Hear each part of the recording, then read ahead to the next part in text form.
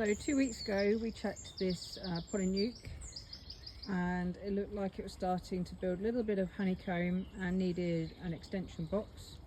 So today we've come back to see how it's doing, see what we've got. So let's have a look. Oh. Okay. So what you're seeing here is honeycomb. The bees need a box desperately, so thankfully we've brought one with us, and in the meantime they've run out of space, so they've built their own comb.